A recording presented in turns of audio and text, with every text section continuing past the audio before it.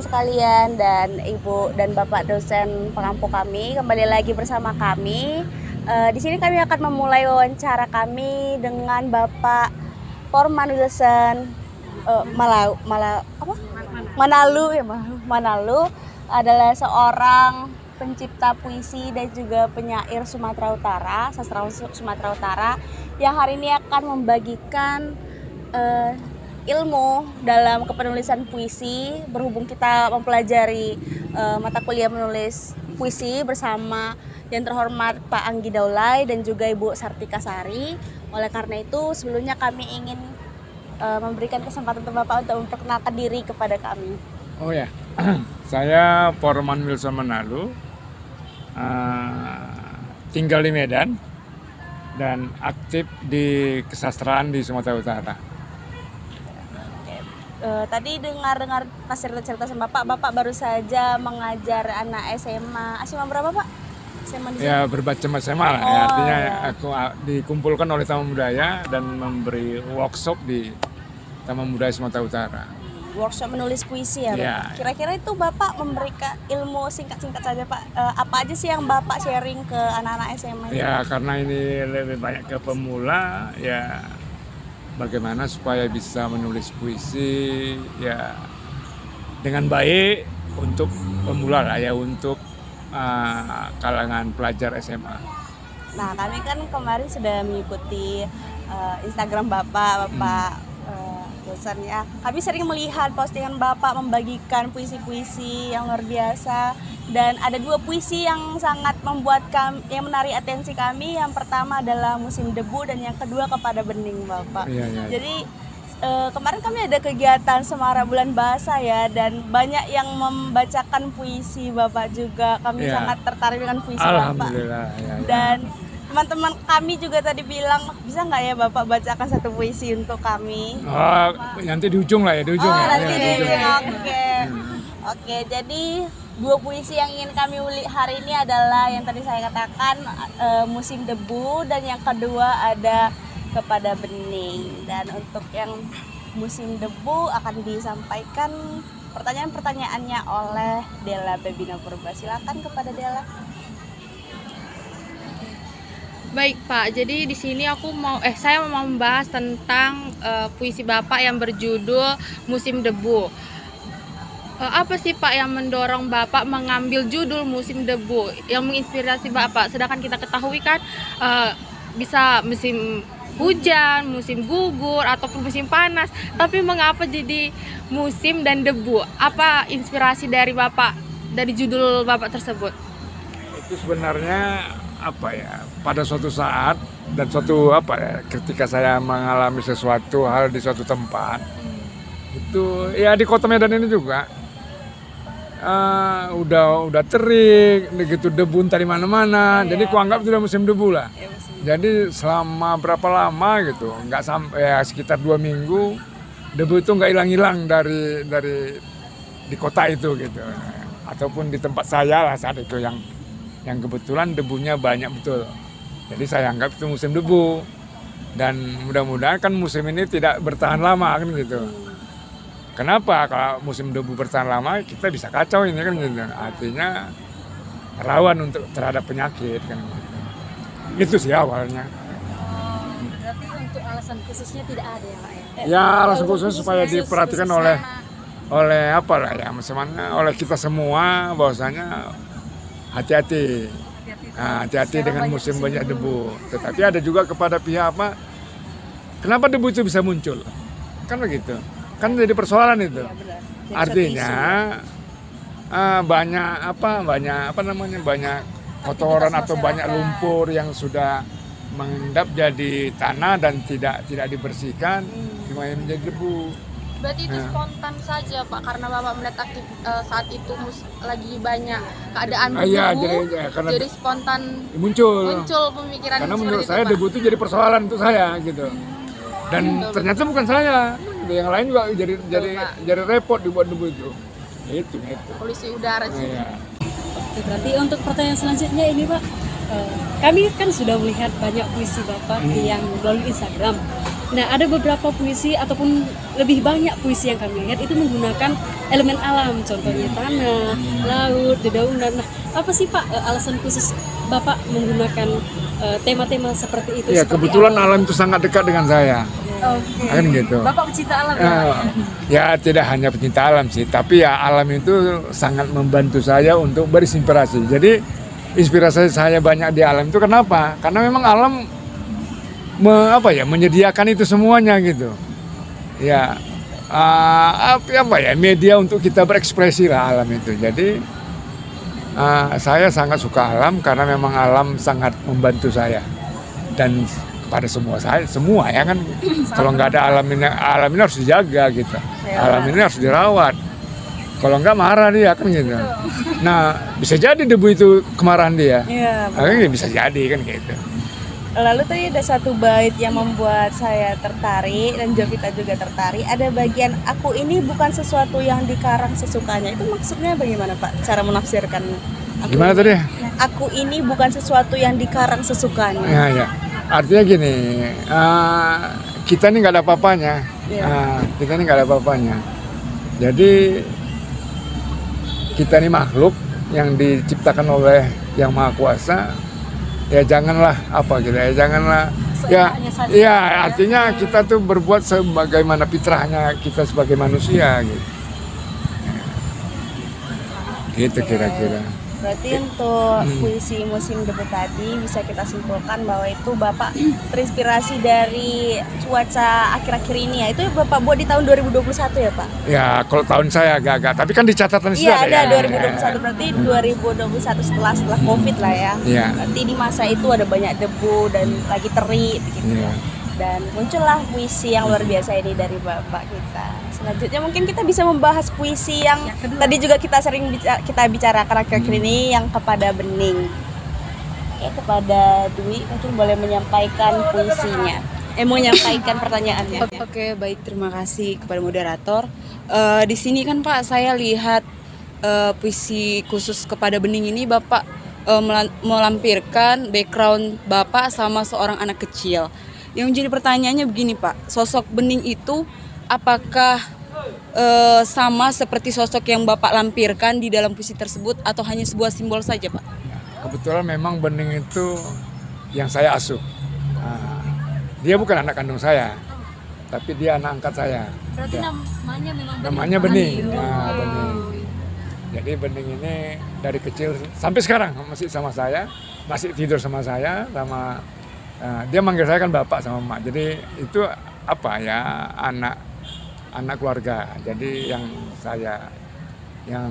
ya sehari-harinya sama saya lah. Jadi itu ditujukan ke dia. Apa sih yang membuat sosok Bening ini spesial sehingga bisa dijadikan inspirasi dalam sangat spesial karena memang anak-anak saya kan udah berumah tangga. Jadi karena dia sama saya dan sehari-hari sama dia, ya nggak usah dibilang lah, udah semacam anak lah gitu kan gitu. Jadi kebahagiaan yang gitu lah, ya susah lah diungkapkannya. Jadi muncullah puisi itu karena memang aku suka sama dia dan bahagia sama dia gitu. Lalu di dalam puisi ini ada menyebutkan kata Elsa. Itu salah satu kartun yang dia suka sama itu gitu. Elsa ya. Iya. Dia suka nonton Frozen. Iya. Dan dia waktu saya bawa nonton Frozen, dia lari ke bioskop itu nyanyi dia. Gak peduli ada penonton lain gitu. Ya, menjadi awaan sama yang lain-lain kan gitu. Berarti hanya ekspresif ya Pak? Ekspresif. Dan dia sekarang ini lagi fokus ke ngelukis. Kebetulan dia sudah kelas berapa? Kelas 3. Kelas 3 SMA. SD. Makanya nonton Elsa. Tahun ini. Rahel mau nyampaikan pertanyaan. Jadi Pak, saya di sini melihat Bapak menyisipkan detail-detail kecil seperti nyamuk, hujan yang reda, dan rumput yang masih basah. Apakah detail ini memang bagian dari kejadian asli atau digunakan sebagai simbol suasana tertentu ya Pak? Ternyata sebenarnya lebih banyak asli ya. Dan asli itu saya susun kalau bisa itu menjadi simbol gitu. Karena kan gini, simbol kita yang dari alam itu sangat dekat dengan pembaca. Pembaca itu kan pasti akan dekat dengan nyamuk, dengan itu, seperti pasti dekat kan gitu. Jadi saya pilih ya kalau bisa yang dekat-dekat aja. Makanya saya ketika menulis puisi, temanya itu selalu yang dekat dengan saya. Saya nggak mau jauh-jauh gitu. Kenapa? Supaya gampang dicerna dan supaya gampang dipahami oleh pembaca, termasuk saya sendiri gitu. Kenapa? Kalau terjadi sesuatu yang tidak senang ataupun tidak saya sukai, masalah ini akan cepat saya atasi. Gitu. Kenapa? Karena memang dekat sama kita. Ya benar. Berarti suatu tips menulis puisi juga ya, yang temanya yang dekat dengan kita, supaya kita bisa mengulik lebih dalam, lebih jauh lagi. Itu saya. Oh, Entah kalau yang lain kan gitu, kan bisa saja. Sebagai inspirasi juga. Iya. Karena kan beda gaya sendiri kan. ya beda-beda penyair kan beda-beda orang ya. Oh iya. Bicara soal ciri khas, kira-kira menurut Bapak nih, kami kan udah melihat kalau ciri khas Bapak itu kayak menggunakan diksi, cuaca, alam, begitu. Kalau Bapak sendiri menyebutkan ciri khas Bapak itu seperti apa sih, Pak? Saya nggak tahu apa ciri khas saya itu apa nggak tahu. Yang penting ya saya kalau itu pembaca ya boleh-boleh Pembaca saja yang kan. menafsirkan. Tapi kalau saya tidak terfokus kepada apa sih enggak, yang penting saya berkarya aja. Nah, saya nggak mau nyari-nyari itu gitu. Takutnya nanti saya terfokus pula sama itu kan gitu, nggak jadi berkarya kan gitu. Ya. Jadi lebih bagus orang aja yang menerjemahkannya. Ada nggak sih Pak satu sastrawan yang menginspirasi Bapak? Entah dari Sumatera Utara atau nasional juga boleh? Nasional karena W.S. Rendra. W.S. Rendra ya. Karena kebetulan itu guru saya. Nah, saya muridnya. Oh iya, luar biasa Pak. Biasa sih kita suka sama guru kan. Iya, gitu. iya. Jadi saya sana belajar sama dia, dan ketika sudah dianggap bisa, saya disuruh keluar, turun gunung istilahnya. Oh iya. Dan rata-rata semua kawan yang sudah siap pasti turun gunung. Nggak boleh lama-lama sama dia. Kira-kira kalau kami dari anak Unima Sastra Indonesia yang ingin berguru ke Bapak gimana ya Pak? Belajar bersama. Belajar bersama itu di mana Pak? Mungkin boleh disampaikan. Ya Di kalau mana belajar kita itu bisa ngobrol di sini, bisa ngobrol kamu dari Sumatera Utara. Berarti Bisa. Bapak tongkrongannya seringnya di sini. Sering sini sama di Sumut. Ini kan Medan. Oke, dari semua puisi yang kami bacakan Pak, semuanya itu pastinya menarik atensi kami. Juga sering kami jadikan sebagai objek pembelajaran di Unimed, di Prodi Sastra Indonesia khususnya. Boleh nggak sih Bapak memberikan tips-tips cara menulis puisi, karena ini berhubung kami mata kuliah menulis puisi ya teman-teman.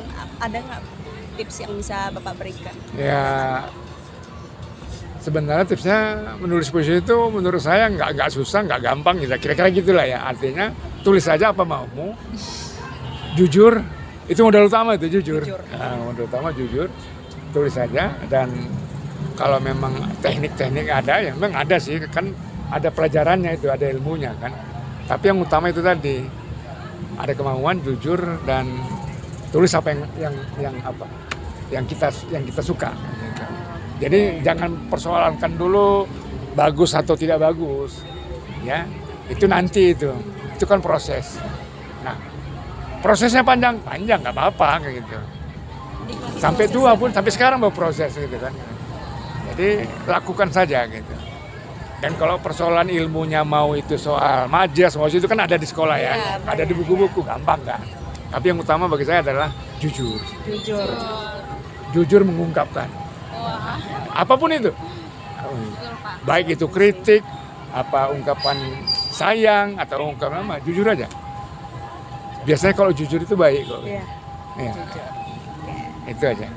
Oke, tadi Bapak ada satu janji untuk membacakan kami satu puisi. Oh ya, Bapak? Kami puisi. bukakan puisinya dari HP Bapak boleh? Boleh, antar. Atau sudah ada situ enggak? Boleh nggak Bu, apanya kameranya menyorot Bapak saja? Agak maju sedikit. Aku cium matamu yang teduh di malam minggu bulan purnama. Getar desah begitu terasa. Ingatkan pada gemercik air saat pertama meremas halus jemarimu. Aku kecup keningmu penuh kasih, seperti sunyi membelai-belai. Nafas saling bersahut, kau berbisik lembut. Terkenang pohon rindang saat memeluk hangat tubuhmu. Aku mencium tanganmu, segenap hati yang tulus. Beradu pandang gairah malam. Antarkan aku pada taman bunga. Ketika pertama aku ucapkan cinta, kau malu dan sembunyi di dada. Aku mencium pipimu. Aku mencium lehermu. Di malam bulan tak berkelihatan, darah menggelora, membakar tubuh. Lalu kau menangis. Puisiku, aku sayang kau tanpa alasan. Wow, keren sekali. Enggak jadi istri. Oh iya ya. Mantan pacar, istri mantan pacar. Iya. Oke, iya, keren. Oke, teman-teman, kita sudah berhasil mengulik 3 puisi hari ini. Yang pertama di musim debu, yang kedua kepada bening, dan yang terakhir untuk mantan pacar alias istri bapak, yaitu apa tadi? Aku sayang kau. Aku sayang kamu, dan tanpa alasan Tanpa tadi alasan, terakhirnya. gimana? Keren sekali bapak. Kami pamit undur diri. Saya Kezia Karnhapo Tagalung bersama Bapak Porman Wilson Manalu dan teman saya Dwi Valentin Sregar. Dan saya adalah Pepina Purba. Dan saya Jovita Sela. Kami pamit undur diri menyelesaikan tugas mata kuliah kami menulis puisi. Terima kasih. Dan juga ada Azwa di balik layar sebagai dokumentasi dan videografer. Terima kasih semuanya. Salam literasi. Oke. Dadah. I know